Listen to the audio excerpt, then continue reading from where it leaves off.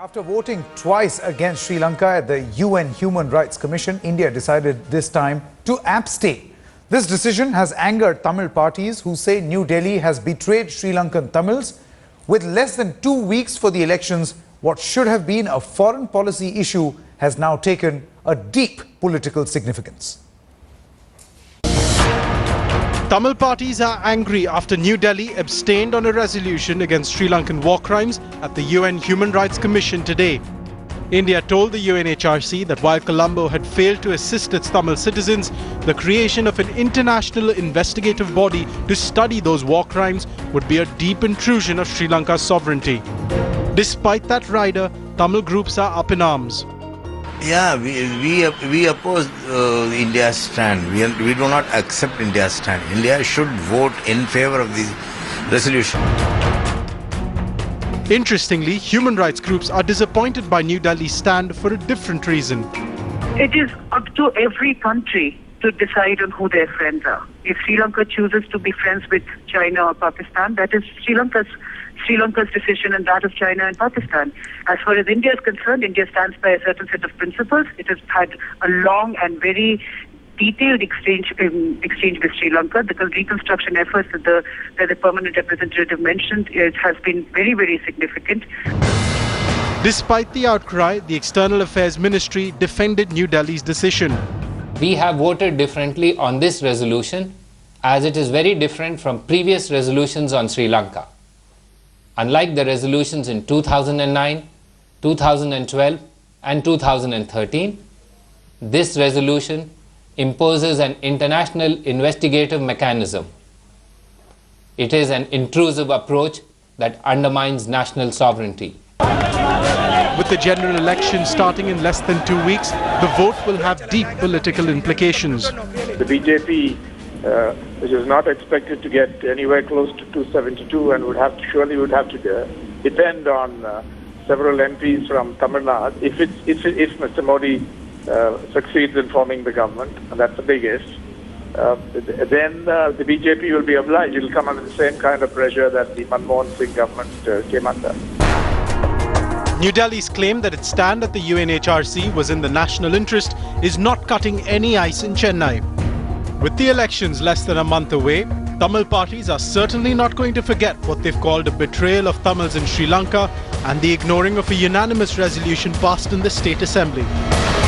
Bureau Report, headlines today.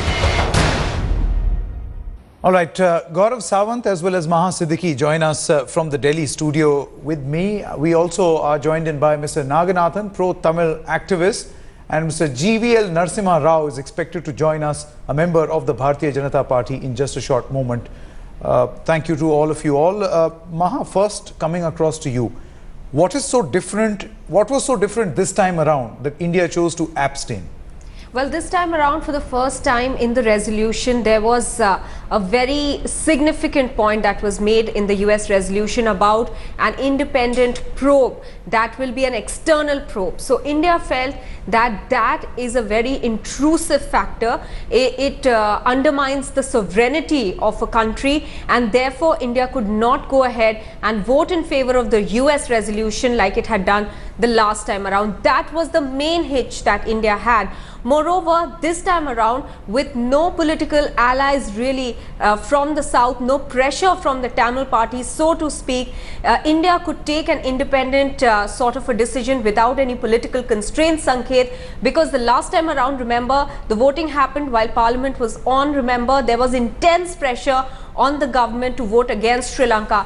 This time, without all those constraints, India went ahead and abstained, not even going to the extent of being in support of Sri Lanka like we've seen Pakistan and China do. But that was also one of the considerations, that if India antagonizes Sri Lanka, then Sri Lanka will be closer to China and Pakistan, something India now, Gaurav, what sort of a fear is this?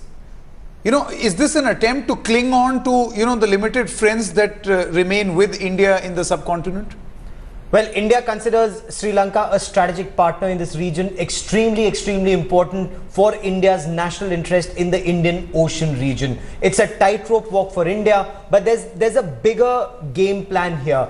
This, India felt, this resolution, the US-sponsored resolution, violates the red line as far as India is concerned. There is a Lakshman Rekha. You want world bodies to look at another organization or another country. At the same time, you don't want intrusive penetration into that country. Okay. Not only when it comes to investigating alleged war crimes, but also assessing the action taken in terms of reconciliation and giving certificates. Foreign organizations coming into your country and then assessing how much work you've done.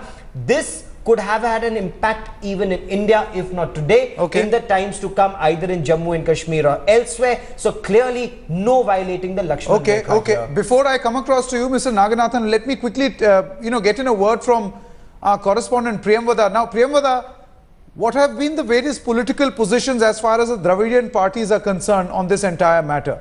I mean, do they also feel that this US-sponsored resolution was an intrusive effort? Well, Sanket, I would say it's been very interesting to compare how the political parties in Tamil Nadu reacted to 2012 resolution, 2013 resolution and 2014 resolution. We have been seeing that and covering it. 2012, so much noise. Assembly passed a resolution here urging India to vote against Sri Lanka.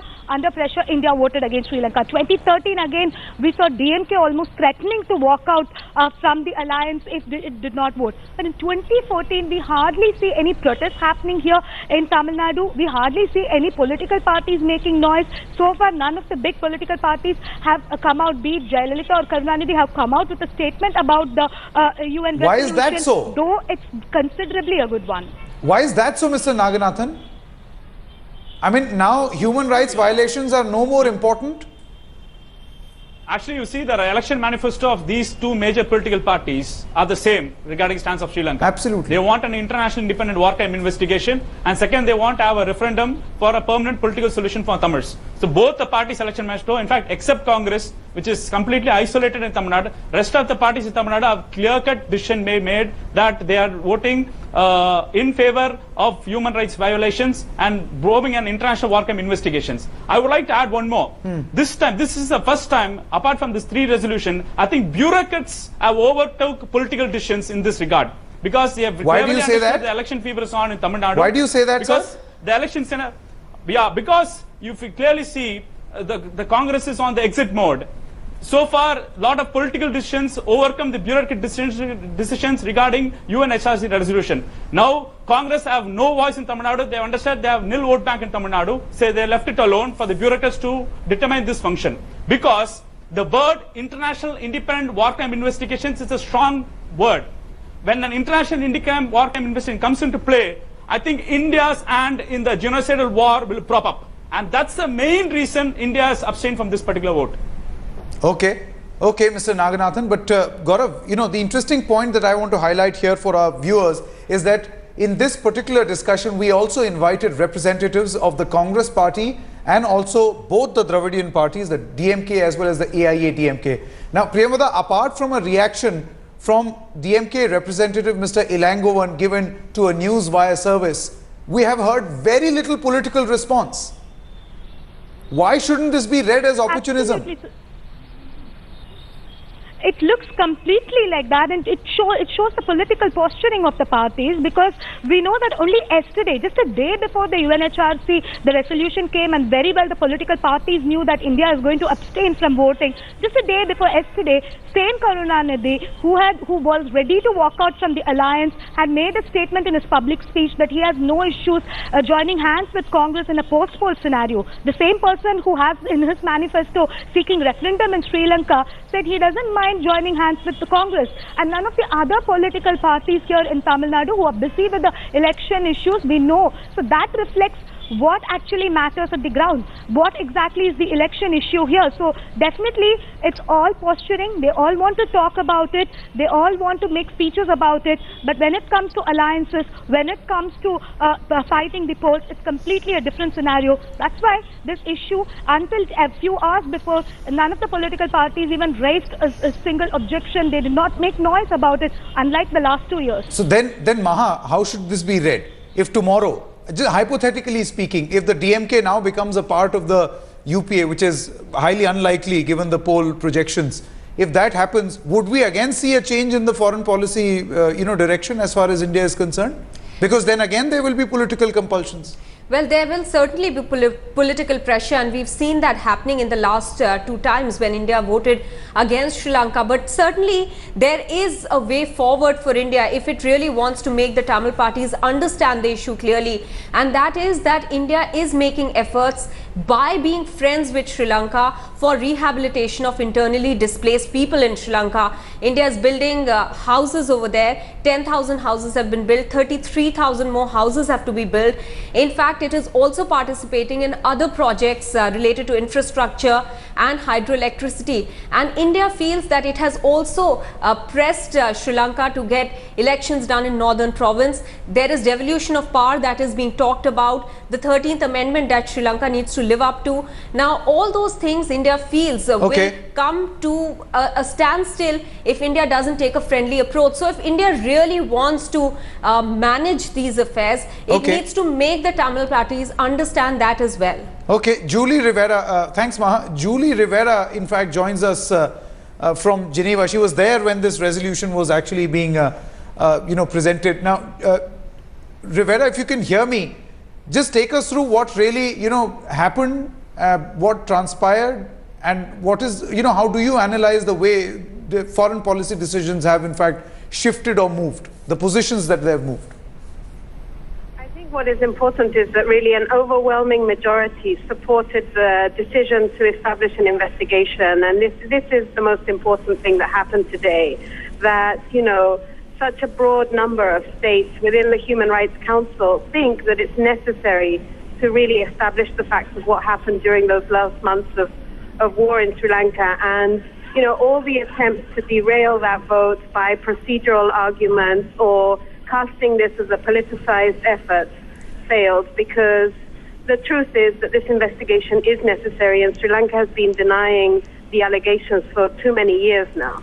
So what happens now? Will this investigation be in a time-bound manner? The organization that moves in to investigate will also have to give an assessment report on the action taken and on reconciliation. How do you make it mandatory or binding on Sri Lanka? Well, now the investigation will start. It will be done by the UN High Commissioner for Human Rights Office. It will, work for about a year, and it will present its results this time next year. And really what it will try to do is uncover what happened in that last phase of the war, and whether these allegations of war crimes, both on the LTTE and on the government forces side, are credible, and try and get to some conclusions about that. Also, Julie, what India was worried about was the open-ended mandate of this inquiry, which is external to Sri Lanka and an independent inquiry, so to speak. But they are worried about the mandate being open-ended and indefinite. Would you explain to us what really that would mean?